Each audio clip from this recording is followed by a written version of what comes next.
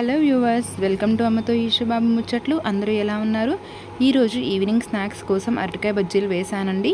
ఈ బజ్జీలు రోడ్డు మీద అమ్మే బజ్జీలాగా క్రంచీగా టేస్టీగా ఇంట్లో చేసినా కూడా పర్ఫెక్ట్గా రావాలి అంటే ఎలా చేయాలి అనేది చిన్న చిన్న టిప్స్ ఈరోజు నేను చూపిస్తానండి. నేను చెప్పే ప్రాసెస్లో ఒక్కసారి ఇంట్లో బజ్జీలు ట్రై చేసి చూడండి. ఇంకెప్పుడు బయట అనేది బజ్జీలు కొనరండి, అంత పర్ఫెక్ట్గా వస్తుంది. ఇంకెందుకు ఆలస్యం, వీడియో స్టార్ట్ చేసేద్దామా? ముందుగా ఒక పెద్ద బౌల్ తీసుకొని అందులోకి 1 కప్పు శనగపిండి తీసుకోండి. 1 కప్పు శనగపిండికి ఒక 2 టేబుల్ స్పూన్ల పొడి బియ్యపిండి అయితే సరిపోతుందండి. కంపల్సరీగా బియ్యపిండి యాడ్ చేసుకోవాలి. బియ్యపిండి యాడ్ చేస్తేనే మనకి బజ్జీలు క్రిస్పీగా వస్తాయండి. చాలామంది బియ్యపిండి యాడ్ చేయరు, బట్ బియ్యపిండి కంపల్సరీ యాడ్ చేసుకోవాలి. అలాగే కొద్దిగా తినే సోడా వేసుకోండి. తినే సోడా వేయడం వల్ల బజ్జీలు గుల్లగా వస్తాయండి. అలాగే రుచికి సరిపడా ఉప్పు కూడా వేసుకుందాము. నేను ఒక 1/2 టేబుల్ స్పూన్ సాల్ట్ యాడ్ చేస్తున్నానండి. మీరు రుచికి చూసి ఉప్పు ఎంత పడుతుందో అంత సాల్ట్ వేసుకోండి. అలాగే వాము కూడా వేయాలండి. చాలామంది మిరపకాయ బజ్జీలకి మాత్రమే వాము వాడతారు, అలా కాదండి. ఏ బజ్జీలకైనా వాము వేసుకోవాలి. ఇలా కొద్దిగా చేతిలోకి తీసుకొని ఇలా బాగా నలిపి వేయడం వల్ల వాము ఫ్లేవర్ అనేది పిండికి బాగా పడుతుందండి. డైరెక్ట్గా వేసే కంటే కూడా ఇలా 2 చేతులతో క్రష్ చేస్తూ వేయండి, చాలా మంచి ఫ్లేవర్ వస్తుంది. ఏ బజ్జీలకైనా సరే పిండి ఇలా కలుపుకుంటే కనుక చాలా ఈజీగా వేయొచ్చండి. ఒక్కసారి మనం వేసుకున్న ఇంగ్రీడియంట్స్ అన్నిటిని కూడా బాగా కలుపుకుందాము. ఇప్పుడు కొద్దిగా వాటర్ పోసుకుంటూ అట్టుపిండి కంటే కూడా కొంచెం చిక్కగా కలుపుకోవాలండి. అప్పుడు బజ్జీలు బాగా వస్తాయి. ఒకేసారి వాటర్ ఎక్కువ వేయకండి, కొద్దిగా చూసుకుంటూ వేయండి. ఇలా పిండిని అంతా కూడా ఉండలు లేకుండా బాగా కలుపుకోవాలండి. వీడియోలో చూపిస్తున్నాను కదా, ఈ కన్సిస్టెన్సీలో ఉంటే సరిపోతుంది. అప్పుడు మనకు బజ్జీలు బాగా వస్తాయండి. ఇంతకంటే గట్టిగా కలుపుకుంటే బజ్జీలు గట్టిగా వస్తాయండి.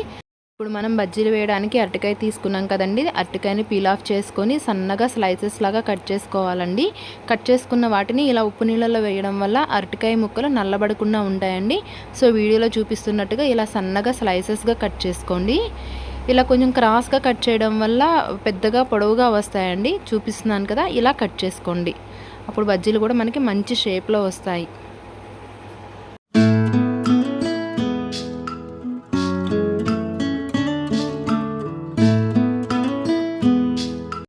ఇప్పుడు మనం ముందుగా కలిపి పెట్టుకున్నటువంటి శనగపిండిని ఇంకొకసారి బాగా కలుపుకొని ఉప్పు ఈ స్టేజ్లో చూసుకోండి. ఉప్పు సరిపోతే పర్వాలేదు, లేదు ఇంకా యాడ్ చేసుకోవాలి అనుకుంటే మీ రుచికి సరిపడా ఉప్పు వేసేసుకొని ఇంకొకసారి బాగా కలిపి ఇలా లోతుగా ఉన్నటువంటి ఒక గిన్నెలోకి ట్రాన్స్ఫర్ చేసుకోండి. పిండిని ఇలా లోతుగా ఉన్న గిన్నెలో వేయడం వల్ల మనకి బజ్జీలు వేయడానికి ఎక్కువ పిండి అవసరం పడదండి. తక్కువ పిండితోనే ఎక్కువ బజ్జీలు వేసుకోవచ్చు.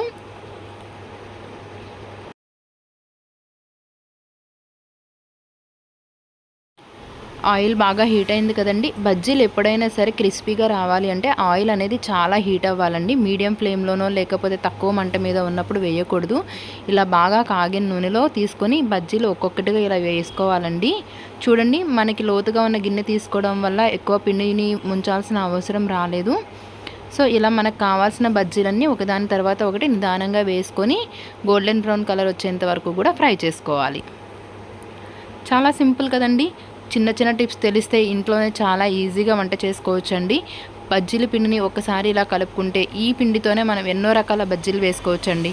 బ్రెడ్తో వేసుకోవచ్చు, అలాగే మనకి మిరపకాయలు, బంగాళదుంప ఇలా దేంతో అయినా బజ్జీలు వేసుకోవచ్చండి.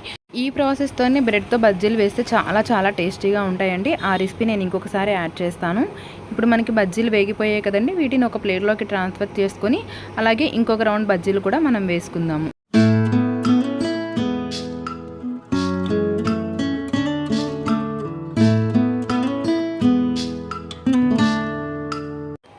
చూడండి, మనకి బజ్జీలు ఎంత క్రిస్పీగా వచ్చాయో, లోపల అరటికాయ కూడా చక్కగా వేగింది కదండి. పిండిని ఈ కన్సిస్టెన్సీలో కలుపుకోవడం వల్ల ఇలా చక్కగా క్రిస్పీగా వస్తాయండి. ప్రాసెస్లో మిగిలిన అరటికాయ ముక్కలతో కూడా బజ్జీలు వేసుకొని వాటిని కూడా ఒక ప్లేట్లోకి తీసేసుకుందామండి.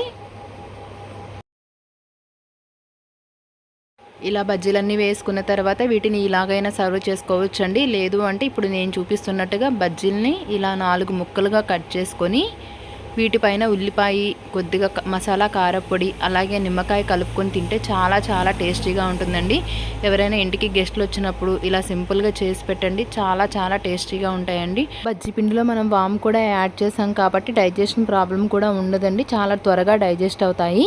ముక్కలుగా కట్ చేసుకున్నటువంటి బజ్జీల్లో బాగా సన్నగా తరుపుకున్నటువంటి ఉల్లిపాయ ముక్కలు వేసుకోవాలండి. దానిపైన 1 స్పూన్ సాంబార్ కారపొడి వేసుకొని 1 నిమ్మ చెక్క రసం పిండుకొని తింటే చాలా చాలా టేస్టీగా ఉంటుందండి. డెఫినెట్గా ట్రై చేయండి. మీకు ఎలా వచ్చింది అనేది నాకు కామెంట్ సెక్షన్లో చెప్పండి. ఛానల్ని సబ్స్క్రైబ్ చేసుకున్న ప్రతి ఒక్క సబ్స్క్రైబర్స్కి చాలా చాలా థ్యాంక్స్ అండి. అలాగే వీడియో నచ్చితే కనుక ప్లీజ్ లైక్ చేయండి. మీ సపోర్ట్ ఇలాగే నాకు అందిస్తూ ఉండండి. మొదటిసారి ఎవరైనా ఛానల్ని చూస్తుంటే కనుక ప్లీజ్ సబ్స్క్రైబ్ చేసుకోండి. Thanks for watching.